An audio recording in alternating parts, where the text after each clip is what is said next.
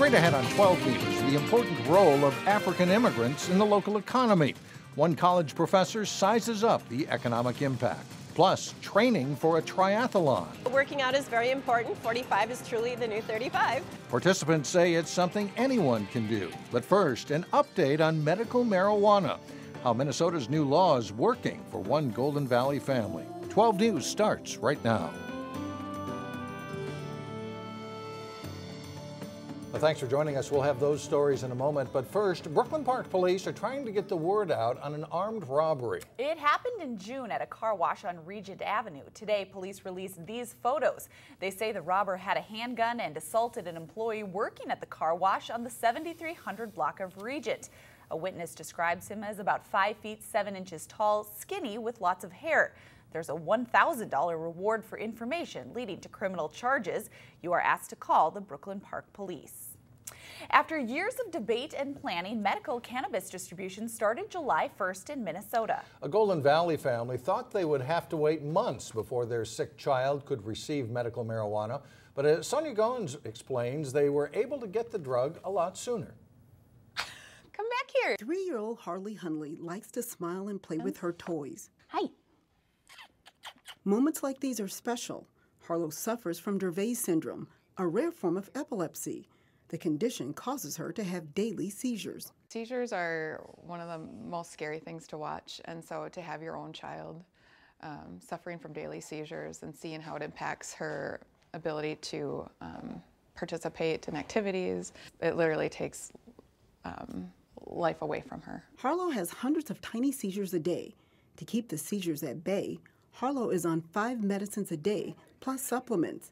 Now she's adding one more medicine to the list, medical cannabis. This is what it looks like. It's just a liquid form. She takes the medicine twice daily. It's administered in a syringe like Harlow's other medicines. Very small amounts of THC. Although it's only been a week, her mom says Harlow is already showing signs of improvement. She was brighter, happier, more vocal. And Harlow is not having as many seizures.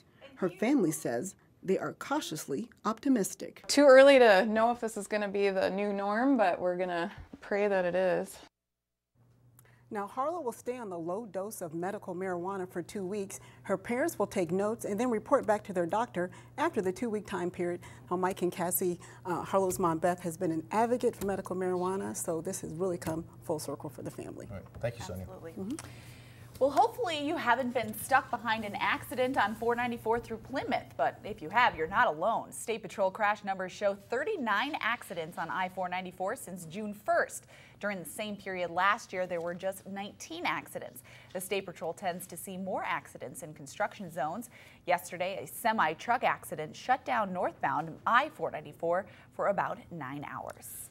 Robbinsdale homes and businesses along 42nd Avenue will have to endure another summer of construction. Work has begun to replace a water main that runs underneath 42nd Avenue. The water main has ruptured twice, once in 2013 and again last year, impacting homes and businesses. The pipe supplies water to residents in Crystal, New Hope, and Golden Valley. The replacement work is expected to last through mid-November. 42nd Avenue will have one lane open in each direction during the majority of the project. African immigrants are a powerful yet underutilized force, contributing millions of dollars into Minnesota's economy. And that's according to a recent study by a professor at Concordia University. Dr. Bruce Corey says more needs to be done to tap into the community's potential. It's another busy day for Charles Chafrito as customers peruse through his African foods market in Brooklyn Park. A lot of customers a day. I can't even account for it. An immigrant of Nigeria, Chafrito says his business, BCS African Foods, is growing every day. In fact, he says it's the biggest African market in the state and the go-to place for anyone wanting traditional foods. 70% of our customers are Liberians, and we make sure we bring their ethnic food that they can't get elsewhere. That's why we're so unique. Unique and highly ignored, according to one Concordia University professor. African immigrants are an invisible community in Minnesota. Dr. Bruce Corey conducted a 6-month study looking at the impact of African immigrants on Minnesota's economy. When we talk about them, generally it's in negative stereotypes. but they are a vibrant, entrepreneurial, hardworking community, as you can see in Brooklyn Park. There are several thousand businesses owned by African immigrants in Minnesota, many of them in the Northwest Metro, according to Corey. He says they have a collective income of $1.6 billion, $200 million in Brooklyn Park and Brooklyn Center alone. Who's investing $200 million on a day-to-day basis in that economy? This community. So the question is how well this community is connected to the policy infrastructure of Brooklyn Boulevard and Brooklyn Park. Dr. Corey says the answer is not very well. He hopes the study jumpstarts a discussion and helps business leaders like Chifrido continue to grow and play a larger role in the workforce. They have the talents, the resources, the energy. What they need to be is to be connected. Well, Dr. Corey says a previous study he did looked at the contributions of Liberian immigrants to the state's healthcare industry. He said without them, the system would be in a severe crisis. The push for a Major League Soccer stadium in Brooklyn Park is still on, despite a deadline that passed last week and reports that MLS officials are looking at St. Paul. We are reaching out to the team and with hopefully an ongoing dialogue. And so we have a plan that we think will be exciting, vibrant. Brooklyn Park Council member John Jordan brought up the idea at a council meeting 2 weeks ago when the Minneapolis plan for a stadium was faltering. The idea would be to locate a stadium on open property between the Target campus and Highway 169. Jordan says the idea may sound like it's coming out of left field, but he says the area could become a destination for soccer fans. The pitch that we're going to make is it is a location that is 10 or 12 minutes from downtown. It is in the home of where most of their fan base is, which is northern Twin City suburbs. It's on two major Jordan could not say, however, what kind of talks are scheduled. Still ahead, trying your hand at a physical feat. We'll look at what it takes to compete in a triathlon. Then later in sports, meet a former Champlain Park basketball star who just finished a great college career in our Next Level series. But first, temperatures staying in the 70s on Wednesday, but a warm-up is on the way.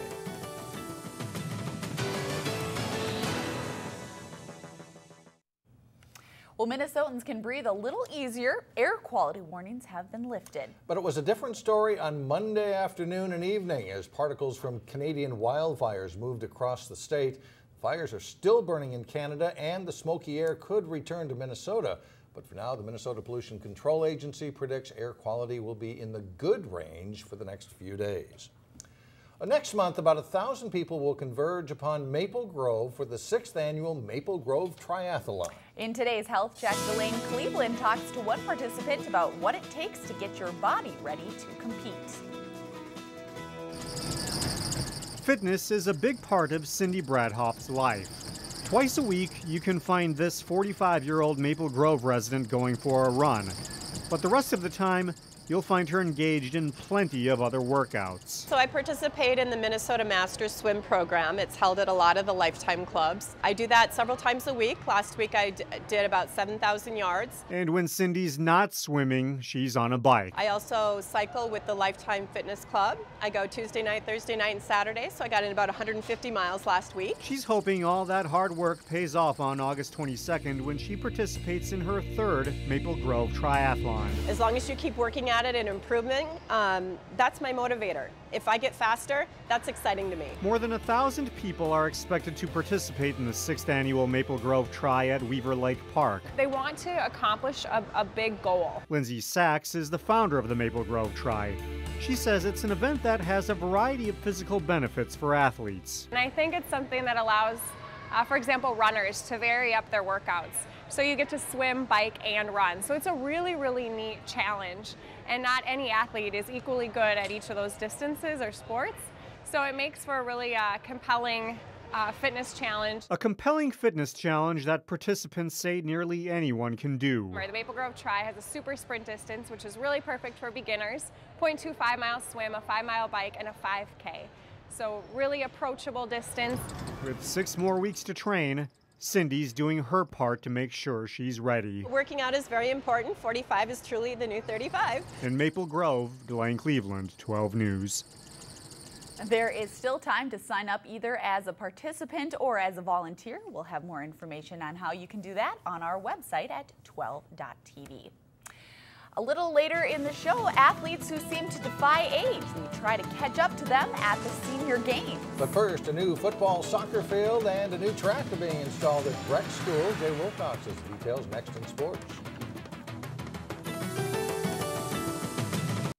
So when it comes to fields where they play soccer and football, turf versus grass or turf versus old turf, there's a school getting some new. That's right. There's obviously a lot of benefit to being able to have turf where you can play a lot of games, a lot of different levels on it, and now phase 2 getting onto that new turf too. Not that long ago, all of the high schools in the area had natural grass fields for football and soccer. Now most of them have artificial turf, and some are replacing the first turf fields that they'd installed. That includes a facility upgrade at Breck School in Golden Valley. It's really taking shape, and athletes at Breck are excited. Not only is the turf being replaced on the football, soccer, lacrosse field, but a new track is being installed. We've had a track issue for a number of years here and haven't been able to run a track meet. So our main goal was to get that track replaced, and we put it off a few years knowing that our field turf was still in good enough shape. So there was finally a decision that we could replace both this summer and have it all ready to go for the upcoming school year. As folks at other local schools who have installed turf for a second time have found, the products have improved a lot in the last 10 to 15 years. The artificial turf has come a long way. A lot more concern about the softness of it, cutting down on concussions, cutting down on knee injuries and other types of injuries to the student athletes, and it looks like the product is much improved over the past 10-15 years. And while delays could still happen, it's looking like this project timeline is holding up. I think what we're looking at is having our turf done probably a couple weeks ahead of time, at least the practice turf over on the other side of the road. This turf is going to have to wait because we got to get the track in. So even though the turf is going to be sitting there all ready to go, we're probably not going to be able to go out there until that track is complete. We're looking at a completion date of August 24th, so a week before we start classes here at Breck. Burgundy says the new track will be the same surface as at Hamline University, site of the state meet. So Breck hopes to host a few conference meets on that new track. Champlain Park graduate Kyle Zimmerman led the Bethel University basketball team to the MIAC title game last winter. He picked up a long list of accolades along the way. Jason Melillo profiles Zimmerman in this week's The Next Level. Kyle Zimmerman's last game as a college basketball player was a thriller. Zimmerman and his Bethel teammates battled to the wire against St. Thomas in the MIAC title game, but came up just short. I think just the fact that people didn't think that we could get there as far as we did, and we shouldn't have been there in their minds, I think kind of helped it a little bit easier. But it was tough knowing that we were so close to the national tournament, and we were, one shot away, one possession away. That it took a while to kind of get over, but I mean, it was tough. That loss put a wrap on Zimmerman's college basketball career, but his senior season was one to remember. The Champlain native averaged 17.6 points, 9.6 rebounds, and 2 blocks per game. He was the MIAC Most Valuable Player and named a first-team All-American for Division III by the National Basketball Coaches Association. Never in my wildest dreams would I ever think I'd be the MIAC MVP, an All-American, that kind of stuff. Like, those weren't necessarily goals of mine. The goals were to be all-conference and, academically sound, things like that. Following his senior campaign, Zimmerman drew the interest of a few professional teams overseas, but playing pro ball wasn't something Zimmerman seriously considered. When I got MIAC MVP and when I got All-American and all these things, it's like, well, what else left is there? There's nothing left that I could possibly want. And so to go overseas would be tough for me, just to be away from family. And, my last few memories of my playing career were good ones. So I didn't want to step on that or anything like that. Finish while I'm on top and kind of just soak everything in that there is. The future looks pretty good for the Bethel men's basketball team, even without Zimmerman on the floor. The Royals have a superb player in point guard and Maple Grove native Bryson Woida, and Osseo grad Bridge Tussler transferred in last year. Jason Malillo, 12 Sports. Zimmerman graduated from Bethel last spring and is planning to enroll in graduate school soon for physical therapy. So great career for him, and as Jason mentioned at the end, there's a lot of local kids on that Bethel team too. Yeah, and he's going off with a great resume for wherever life takes him next. That's right. All right. Well, still ahead, 74 and still sprinting. Meet the Plymouth track athlete who still feels the need for speed.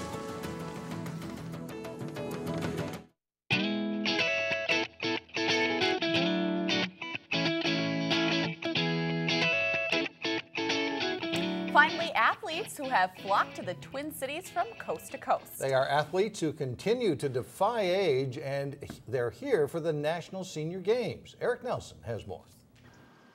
Meet the sprinting grandma. Yeah. Well, I'm not sprinting real fast. Plymouth's Eleanor Fraser Taylor is 74, going on 44. I did my first marathon when I was 48. I did 12 after that. Switched to the 10-miler because I could get to the food faster. Fraser Taylor now has a hunger to sprint and is running in the 100 and 200-meter dashes at the National Senior Games hosted by the Twin Cities. I got to keep going. I suppose I'm an A-type person, and I like to eat, so I run so I can eat. Fraser Taylor battles asthma, arthritis, and pre-race jitters. I'm excited, but I'm really nervous. Really nervous. At the Senior Games, she will also battle top-notch competition. I don't mind competition, but I'm sure these women are really super fast. They wouldn't be coming from Alaska and wherever if they weren't really good. The Senior Games really is a huge event. There are over 12,000 athletes here in the Twin Cities. They are all 50 years of age or older, and there are 20 sports that are being played. One of those sports is tennis. We have players all the way up to 90 years old. Today, the U of M courts were chock full of seniors who proved they have plenty of bounce in their step. Oh yes, very good at what they do. Lots of practice. Many of them spend many hours weekly participating. Stay active, stay young. That is the MO of these competitive athletes who refuse to cave in to Father Time. I came in to win. We even have people that are competing in more than one Senior Games event. Golf, pickleball. There was somebody that did a triathlon yesterday and also played a tennis match in the afternoon. At the Senior Games, I'm Eric Nelson, Channel 12 News. The National Senior Games run through July 16th, and events take place at 18 venues around the Twin Cities. And, you know, just for getting out there, congratulations to those guys. Very inspiring. I like Eleanor's motto, too. She goes, she works out so she can eat. I really like that. Yeah. That's it for now. Thanks for joining us, everyone. Community Corner is coming up next. Have a great day.